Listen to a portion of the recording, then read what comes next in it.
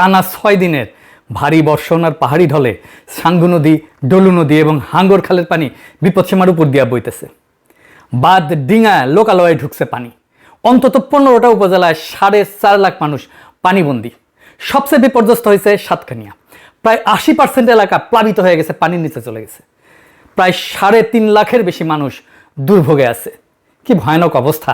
আমি আর সেগুলো দেখাইলাম না, আপনারা দেখছেন মনে হয়। 5 দিনের অতিবৃষ্টি এবং পাহাড় ধসে অন্তত 30 জন মারা গেছে। আর 1983 সালের রেকর্ড ভেঙে 43 বছরের সর্বোচ্চ বৃষ্টিতে চট্টগ্রামও ডুবে গেছে শহর। শহরে জলাবদ্ধতা আর গ্রামের বন্যা, একই আকাশ থেকে নামা একই বৃষ্টি, কিন্তু দুইটা আলাদা রোগ, আলাদা সমাধান। এই সাতকানিয়ার বন্যা স্থানীয়দের ভাষায় নতুন কিন্তু কিছু না। পাহাড়ে বৃষ্টি বেশি হইলেই সাঙ্গু নদী ফুলে ফেপা ওঠে, সাতকানিয়া ডুবে যায়। এটা তারা প্রজন্মের পর প্রজন্ম ধরে দেখতেছে, জানে, মানে সমস্যাটা প্রেডিক্টেবল, সবাই জানে এটা ঘটবে, ঘটতে পারে। কিন্তু রাষ্ট্রের প্রস্তুতি কি? কোনো প্রস্তুতি নাই। ঘটনা ঘটলে ব্যবস্থা নেয়, সেনা নামে, আগে কিছু করা হয় না। আজকের এপিসোড চট্টগ্রামের নগর ডোবা নিয়ে, এটা নিয়ে আগে আলাপ করে নিই, কারণ দুইটা জিনিস আলাদা, দুইটা সমাধান আলাদা। চট্টগ্রাম নগরটা আমাদের বুঝে দেখা দরকার। চট্টগ্রাম ডোবে, বারবার ডোবে। চট্টগ্রাম আমাদের দেশের সবচেয়ে সুন্দর মহানগর, আমাদের বাণিজ্যিক রাজধানী, আমাদের জন্য গুরুত্ব ঢাকার পরেই চট্টগ্রামের। আমাদের কালচারাল ক্যাপিটালও চট্টগ্রাম, আমাদের ইকোনমির হৃৎপিণ্ড। এই চট্টগ্রাম আর চট্টগ্রামের কি অবস্থা দেখেন। এই জলাবদ্ধতার সমস্যা তো একদিনে শুরু হয় নাই, এটা বিকট আকার ধারণ করছে 2002 সাল থেকে। চট্টগ্রামের স্থানীয় এই সংবাদটা দেখেন, 2022 সালে প্রকাশিত। এডিটর সাহেব তারিখটা দেখান। তারা বলতেছে এই সমস্যা 2 দশকে প্রকট আকার ধারণ করেছে। সবচেয়ে গুরুত্বপূর্ণ শিরোনামটা আছে টাইটেলেই। এডিটর সাহেব একটা হাইলাইট করে দেন। চট্টগ্রাম উন্নয়ন কর্তৃপক্ষ জানেই না এই সমস্যা কেন হইতেছে, কি অবস্থা, আজব কাণ্ড। আসেন এটা বুঝে দেখি যে আসল সমস্যাটা কোথায়। 2006 সালে আমি বাংলাদেশে যে কোম্পানিতে কাজ করতাম আর কি, ওই সময় নতুন জয়েন করছি, 1 মাসও হয় নাই। রাতে চট্টগ্রামের ম্যানেজার ফোন দিল, গভীর রাতে, কান্না কান্না স্বরে কইতেছে, স্যার বৃষ্টিতে আমাদের ডিপো ডুবে গেছে, সব ওষুধ পানির তলে, আমরা কিছু করতে পারতেছি না। বুঝতে না বুঝতেই বন্যার মতো পানি এসে সব ডুবাই ফেলছে, কয়েক কোটি টাকার ওষুধ পানির নিচে। পরদিন অফিসে যায় খোঁজ নিলাম, বিড়ি গিচ্ছিরি অবস্থা। জিজ্ঞাইলাম ওইখানে কেন ডিপো নিছেন আপনারা, পানি ওঠে জানেন না? কইল স্যার জিন্দেগিতে এই জায়গায় পানি ওঠে নাই, এবারই প্রথম। তার মানে প্রত্যেক বছর নতুন নতুন এলাকায় পানি উঠতেছে। আমার ছোটবেলায় চট্টগ্রামে অনেক সময় ধরে থাকছি। আমার বড় মামা থাকতেন চট্টগ্রামে ইস্পাহানি বিল্ডিংয়ে। স্কুলে যখন ছুটির মৌসুম আসতো, গরমের ছুটি, রোজার ছুটি, তারপরে গরমের ছুটি, রোজার ছুটি, তারপরে এসএসসি পরীক্ষার ছুটি, তখন যাইতাম চট্টগ্রামে। পাশেই বড় বাটালি হিল, ছোট বাটালি হিল, দাপাদাপি করতাম। ইস্পাহানি বিল্ডিংয়ের পিছিয়ে একটা পেঁচানো লোহার সিঁড়ি আছে, এখন আছে কিনা জানি না। নিচতলায় মেজর রফিক থাকতো, মানে আওয়ামী লীগের স্বরাষ্ট্রমন্ত্রী হয়েছিল। আমি এখনো স্বপ্নে মাঝে মাঝে ইস্পাহানি বিল্ডিংয়ের পাশের রাস্তাটা দেখি। আমার খুব ভালো সময় কাটছে। যাই হোক, এটা বললাম বোঝানোর জন্য যে চট্টগ্রাম আমার অনেক আপন আর কাছের জায়গা। তাই আমারও প্রশ্ন, চট্টগ্রাম ডুবে কেন? কেন বারে বারে চট্টগ্রামের নতুন নতুন এলাকা ডুবতেছে? অনেকে বলে খাল ভরাট, দখল, ময়লা, বৃষ্টি বেশি। ঠিক আছে, সব সত্য, কিন্তু এই উত্তরগুলা একটা জিনিস লুকায় রাখে, এগুলো লক্ষণ, রোগ না। কারণ এই একই শহরে 10,500 কোটি টাকা ঢালা হয়েছে গত 10 বছরে। খাল খোঁড়া হয়েছে, গেট বসানো হয়েছে, বিদেশি কনসালটেন্ট আসছে, মাস্টার প্ল্যান হয়েছে, কাম হয়েছে লবডঙ্কা। এরপরে এক পশলা বৃষ্টি হয়, মুরাদপুর বেঁচে যায়। তাহলে সমস্যাটা তো টাকার না, বুদ্ধিরও না। এত ইঞ্জিনিয়ার, এত পরিকল্পনাবিদ আছে, তাহলে সমস্যাটা কি? সমস্যার সমাধান করতে পারে না কেন? চট্টগ্রাম ডুবে কারণ রাষ্ট্র নিজেই শহরটাকে ভালো করে দেখতে পায় না, আর যেটুকু দেখে সেটা এক হাতে ধরতে পারে না, দায়িত্ব নিতে পারে না। এই কথাটার মানে কি, এটা একটু বুঝতেছি। আজকে এটা পুরো এপিসোড এটা নিয়ে আলোচনা করব। চট্টগ্রামকে আলাদা করে আমাদের বুঝতে হবে। কেন? চট্টগ্রামের জলাবদ্ধতা আর ঢাকার জলাবদ্ধতা এক জিনিস না। ঢাকার সমস্যা মূলত ড্রেনেজের, পানি নামে না, ড্রেন বন্ধ। চট্টগ্রামের সমস্যা জল বিজ্ঞানের, হাইড্রোলজির। এই দুইটা পুরো আলাদা। চট্টগ্রাম বসে আছে 3টা শক্তির টানাপোড়েনের মাঝখানে।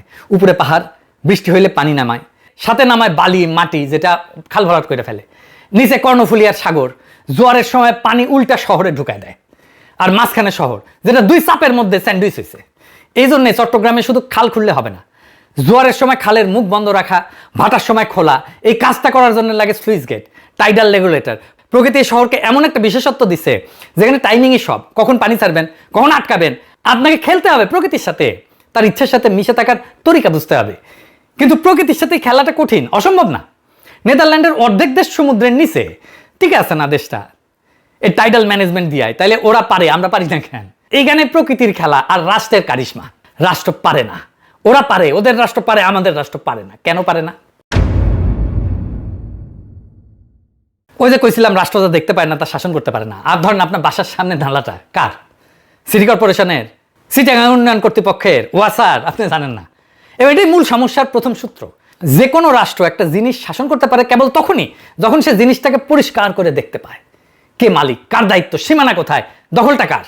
যে জিনিস রাষ্ট্রের চোখে ঝাপসা সেটা রাষ্ট্র নিয়ন্ত্রণ করতে পারে না, হালকার উপরে ঝাপসাইয়া যায়। এই ব্যাপারটা নিয়ে একজন চিন্তাবিদ আছেন, জেমস স্কট, রাষ্ট্রবিজ্ঞানের লোক। তার একটা কথা আসছে, রাষ্ট্র যা পড়তে পারে না তা শাসন করতে পারে না। ইংরেজিতে বলে লেজিবিলিটি, মানে পাঠযোগ্যতা। একটা জিনিস রাষ্ট্রের খাতায় স্পষ্ট করে লেখা না থাকলে কে মালিক, সীমানা কই, দায় কার, রাষ্ট্র সেই জিনিসটার উপর হাত রাখতেই পারে না। চট্টগ্রামের সমস্ত সমস্যা ঠিক এই জায়গাটায় বসে আছে, খাতায় ঝাপসা। তাই বাস্তবে এটা বেহাত হয়ে গেছে। এটা কেমন? এই ঝাপসা এলাকার মধ্যে পরে আর কি, হালকার উপরে ঝাপসা হয়ে গেছে। এটা খালের এক অংশ সিডিএ কাজ করে, চট্টগ্রাম উন্নয়ন কর্তৃপক্ষ, আর এক অংশে সিটি কর্পোরেশন কাজ করে। পানি প্রবাহের দায় আবার পানি উন্নয়ন বোর্ডের, আর নালার সংযোগ ওয়াসার। চারটা জায়গা, এক খাল, চার মালিক। আগে একটা সিনেমা ছিল, এক ফুল দো মালি, আর এই এক খাল তার মালিক চারটা। মানে আসলে কোনো মালিক নাই তো। আর যেখানে মালিকানাই ঝাপসা সেখানে দুইটা জিনিস অনিবার্যভাবে ঘটবে। এক নম্বর হইতেছে দখলদার ঢুকবে, কারণ দখলদার জানে যে খালের এই অংশটা কারো না। সে জানে তাকে থামানোর দায়িত্ব 4 জনের, মানে আসলে কারো না। চাকতাই খালের এক অংশ সিডিএর, আর এক অংশ সিটি কর্পোরেশনের। পানি প্রবাহের দায় হইতেছে পানি উন্নয়ন বোর্ডের। দখলদার এটা জানে, সে জানে এই জায়গাটা দখল করলে তাকে থামানোর দায়িত্ব 1 জনের না, 3-4 জনের। আর যেখানে দায়িত্ব একাধিক সেখানে বাস্তবে দায়িত্ব আসলে কারো না। প্রত্যেকে ভাবে ওইটা তো অন্য সংস্থার এলাকা। ফলে দখলদার নির্ভয়ে বসে যায়, কারণ তাকে উচ্ছেদ করার মতো স্পষ্ট মালিকানা কারো নাই, শক্তি নাই, ক্ষমতা নাই। তো চাকতাই খাল তো দখল হবেই। এটা তাই কোনো দুর্ঘটনা না, দুর্বৃত্তের একক কোনো অপরাধও না। এটা মালিকানা ঝাপসা রাখার সরাসরি ফসল। খালটা যেহেতু স্পষ্ট করে কারো না, তাই সেটা সবার হাতেই বেহাত, কারো হাতেই আর নাই। তারপরে দেখেন, খাল, নালা, জলাধার, নদী, জোয়ার সব একসাথে কাজ করে একটা নেটওয়ার্ক হিসাবে, তাই তো?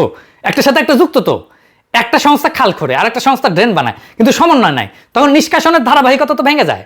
লক্ষ্য করেন, পানি তো সংস্থা চেনে না, ও তো পানি উন্নয়ন বোর্ড চেনে না, সিডিএ চেনে না, মেয়র চেনে না, পানি সংস্থা চেনে না, পানি ঢাল চেনে, বাধা চেনে। আমরা একটা অখণ্ড প্রাকৃতিক ব্যবস্থাকে 4 টুকরা করে 4 দপ্তরে ভাগ করে দিচ্ছি। পানি যখন এক দপ্তরের সীমানা থেকে আরেক দপ্তরের সীমানায় যায় তখন ওইখানে আটকে যায়। সীমানাটা তো রাষ্ট্রের কাগজে লেখা আছে, পানির কাছে তো নাই। আরো জটিল একটা সমস্যা আছে, সেটা কি? হুকুম দিলে, বরাদ্দ দিলে কাজ হয় না। বাংলাদেশে এটা একটা সমস্যা। হুকুম হয়, বরাদ্দ হয়, কাজের কাজ হয় না। এটা ইন্টারেস্টিং জিনিস শিখি, যেটা দিয়ে গোটা বাংলাদেশ রাষ্ট্রকে ব্যাখ্যা করা যাবে। রাষ্ট্রের ক্ষমতা কিন্তু 2 রকম। একরকম ক্ষমতা হইল হুকুমের ক্ষমতা, সরকার ঘোষণা দিতে পারে, বরাদ্দ দিতে পারে, উদ্বোধন করতে পারে, প্রকল্প নিতে পারে, এটা উপরের ক্ষমতা, দৃশ্যমান ক্ষমতা। আর এক রকম ক্ষমতা হলো বাস্তবে ঢুকে কাজ করানোর ক্ষমতা, সমাজের রন্ধ্রে রন্ধ্রে ঢুকে আসল জিনিসটা ঘটানো। খালটা আসলে খনন হইল কিনা, গেটটা আসলে ঠিক মাপে বসলো কিনা, দখলদার আসলে উঠলো কিনা, এইটা হইতেছে আর এক ক্ষমতা। সমাজবিজ্ঞানী মাইকেল মান এই 2 ক্ষমতাকে আলাদা নাম দিচ্ছেন। উপরের হুকুমটাকে বলছেন ডেসপোটিক পাওয়ার, আর সমাজের রন্ধ্রে রন্ধ্রে ঢুকে বাস্তব কাজ করার ক্ষমতাটাকে বলছেন ইনফ্রাস্ট্রাকচারাল পাওয়ার।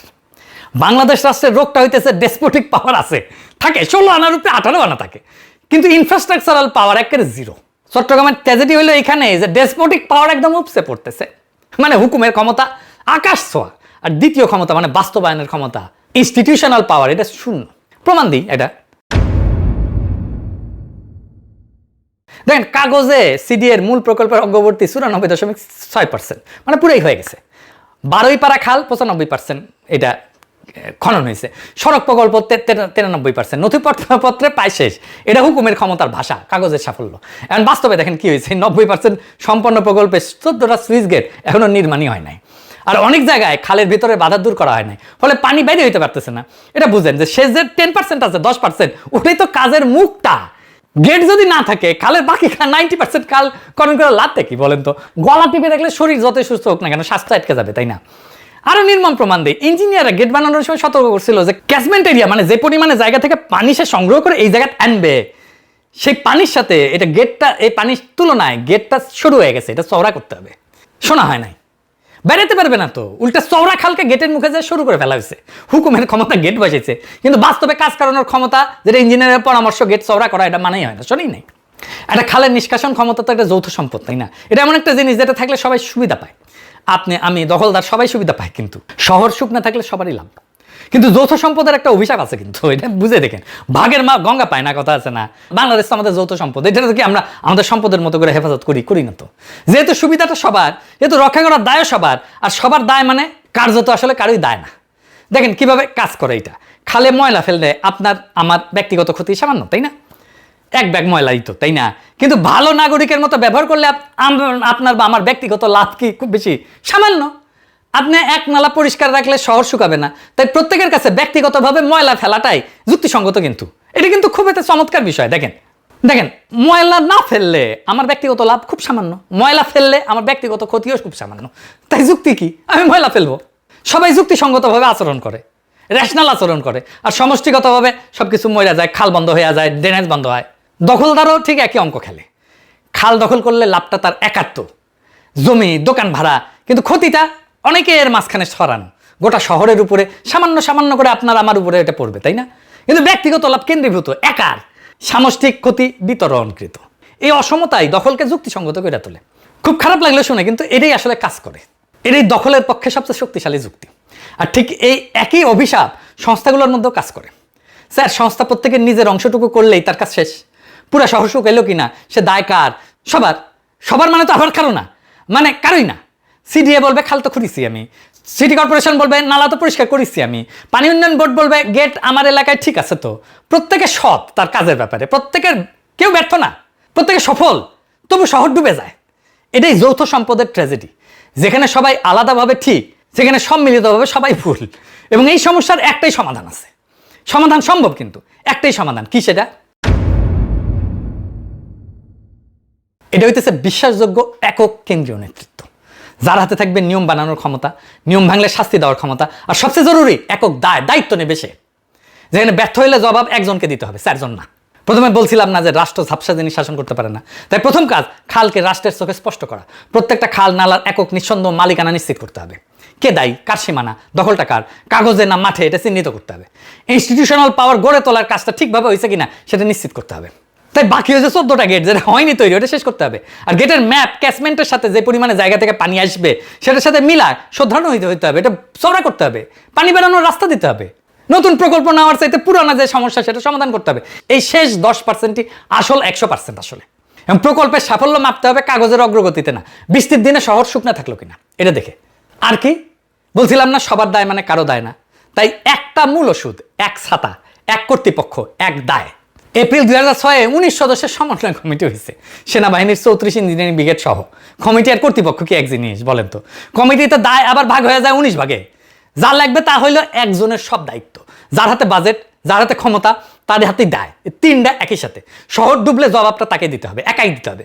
চট্টগ্রামে জলাবদ্ধতা একটা ইঞ্জিনিয়ারিং সমস্যা না, এটা একটা রাষ্ট্র গঠনের সমস্যা। পানি এখানে নিছক পানি না, পানি হইল একটা আয়না, যেখানে বাংলাদেশ রাষ্ট্রের চেহারাটা ধরা পড়ে। যে রাষ্ট্র ঘোষণা দিতে পারে কিন্তু কার্যকর করতে পারে না, বরাদ্দ দিতে পারে কিন্তু সমন্বয় করতে পারে না, দেখতে পারে একটা অংশ কিন্তু ধরতে পারে না গোটাটা। চট্টগ্রাম জলাবদ্ধতা ঠিক করা সম্ভব? এখন প্রশ্ন করতে পারেন কয়দিনে ঠিক হবে? এই প্রশ্নটা আগে জিজ্ঞেস করেন। রাষ্ট্রকে কোনোদিন শহরটা ড্রেনেজ ম্যানেজমেন্ট একক কর্তৃপক্ষের হাতে দিতে রাজি হবে? যেদিন একজন দায়িত্ব নেবে, বাজেট, ক্ষমতার দায় তিনটা যখন এক হাতে, সেদিন থেকে 2 থেকে 3 বছর এই সমস্যার সমাধান হয়ে যাবে একবারে পুরাপুরি। তার আগে না, 200 বছরেও না। আপনি যত হাজার কোটি টাকা ঢালেন না কেন, লাখ কোটি টাকা ঢালেন না কেন, হবে না এটা। চট্টগ্রামবাসী আওয়াজ তোলেন, এক ড্রেনেজ কর্তৃপক্ষের হাতে চট্টগ্রামের জলাবদ্ধতার সমস্যার সমাধানের দায়িত্ব দিতে হবে। তাহলেই চট্টগ্রামবাসী এই জলাবদ্ধতার সমস্যা থেকে মুক্তি পাবে। ইনকিলাব জিন্দাবাদ।